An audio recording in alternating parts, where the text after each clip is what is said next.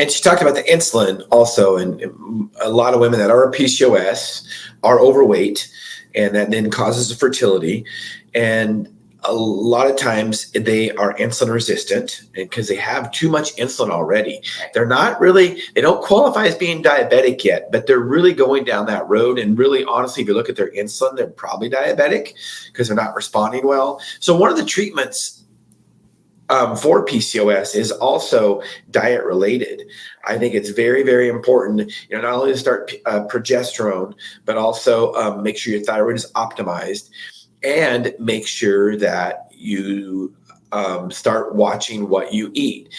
Low carb, I believe in low carb, and especially for women that are PCOS, I think intermittent fasting is really, really important. They've already got too much energy. They're storing it as fat. They're storing extra glucose. Their insulin is high. So if they start fasting, it'll bring that insulin down and they can start losing weight better. And then in turn, other things will follow. Their cycles will follow and all that if you get them on the right progesterone and thyroid. You want to comment on that, Janet? I do, because a lot of times we just think that, putting a hormone or taking a medication is always going to solve everything. And that's not true. And you can even have somebody who's metabolically looking healthy, but their PCOS is still there. So, diet is super important, and balancing processed foods versus healthy foods.